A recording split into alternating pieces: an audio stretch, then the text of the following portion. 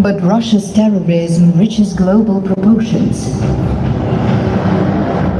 It supports the bloody Assad regime in Syria and finances the activity of PMC Wagner, involved in the crash of flight MH17 over Donetsk. And these are just a few. Since the beginning of the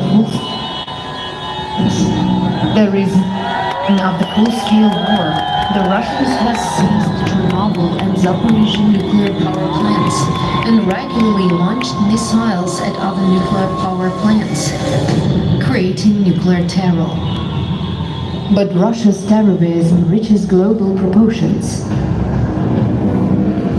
It supports the bloody Assad regime in Syria and finances the activity of PMC Wagner, involved in the crash of flight MH17 over Donetsk.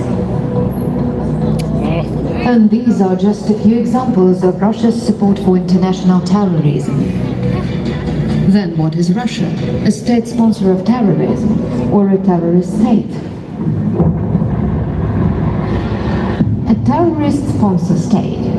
The definition of a state sponsor of terrorism says that such a government provides constant support for international acts of terrorism. In 2018, Daniel Pieman from the Center of Middle East Policy concluded that Russia is indeed a sponsor of terrorism in Syria, Afghanistan and eastern Ukraine. A terrorist country. At the same time, Russia doesn't shy away from spreading terror on its own. According to a report by the New Lines Institute and the Raoul Wallenberg Center of Human Rights, there are reasonable grounds to believe that Russia is responsible for direct and public incitement to commit genocide with the intention to partially destroy the Ukrainian nation. Kremenchuk, 21 people died. Chasiv, 47 people died. Vinnytsia, 23 people died. Bucha, 1,137 people died. Mariupol, more than 20,000 people died. Thousands of people were killed in shopping malls, city squares, and in the... Слава Україні! Yes, this is what Russia do in Ukraine. Last year, almost everybody of us, we woke up with this evil call from Ukraine, from our relatives, from our friends, who call us and says that we are under the fire. Last year, I woke up, my sister called me from Maриуполя, and she said, Zhenya, we are under fire. This is what the Russians does in Ukraine for the last 365 days. And I want to say now something today. As I was born in Mariupol, the city, there's 90% speaking Russian language. As they used to say, they are coming to save Russian speakers. And I want to talk to you, Russian embassy, and who is beside on your language. I want to talk to you and say something, because I'm pastor of the church, and I have to tell you something, because вы привыкли говорить, что вы хранители скреп и христианства. Я вам хочу сказать, вы не знаете Бога. То, что вы творите, вы варвары. И Слово Божье, Священное Писание говорит, что вы для Бога мерзость. Вот 6, даже 7, что мерзость для души Бога, для глаз Божьих. Это глаза гордые. Ты, Россия, всегда ставила себя выше других, унижая и оскорбляя другие национальности. Питаемые имперским мировоззрением, вы так легко напали на Украину и при этом готовили нападение.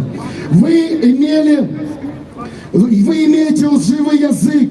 Сколько лжи вы произвели в истории. Вы лгали о ненападении, и вы напали. Ваша лживая пропаганда убивает не только других, но и ваших же сыновей. Вскормленные ложью Кремля, они идут убивать невинных.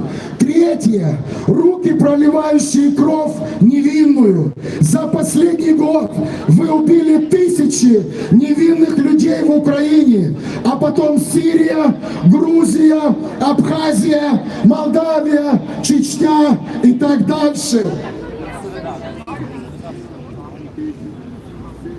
Четвертое. Сердце, кующие злые замыслы. Замыслы сердца вашего, которые вы ежедневно потоками изливаются с телеэкранов, грозящие захватить и уничтожить Прибалтику, Польшу, а потом бомбы на Париж и Лондон. Все это исходит из ваших коварных, беспощадных сердец.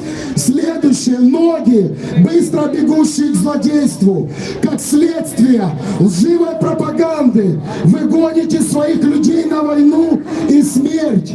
Вашим так называемым солдатам легко убивать, казнить, насиловать, выгонять украинцев из родных домов, разрушать жилые дома, создавать камеры пыток, сжигать людей заживо. Дальше лжесвидетель и наговаривающий ложь, сеющий раздор. Все это вы продемонстрировали на весь мир. Так цинично и подло. Ваши политики, ваши военные, ваши священники сеют ложь и раздор. Никогда мы не были братьями.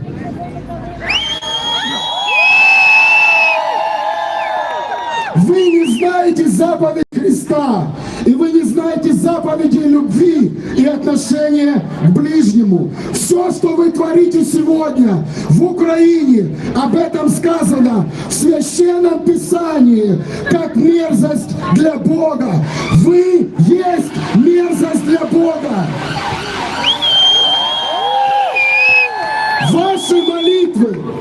Ваши молитвы не будут услышаны. Убирайтесь вон из Украины и молите о прощении перед каждым украинцем, в жизнь которого вы принесли несчастье, смерть и боль. Действительно, верна ваша поговорка: везде хорошо, там, где нас нет. Бог справедлив. Бог на стороне защищающихся. Украина сегодня защищается. Украина не нападала и не собиралась. С помощью Божьей и истинных друзей и братьев мы будем сражаться до полной победы над вашим российским терроризмом. Уже больше, чем 8760 часов войны. Ваши 72 часа, в которые вы желали схватить Украину, прошли. Ваши часы сломаны. У вас нет ни чести, ни духа, ни совести, и Бога нет с вами. В ваших силах остановить войну сегодня. Убирайтесь вон из Украины, займитесь собою. Слава Украине! Героям слава! Слава нації! Смерть ворогам! Україна! Понад усе! Україна! Понад усе!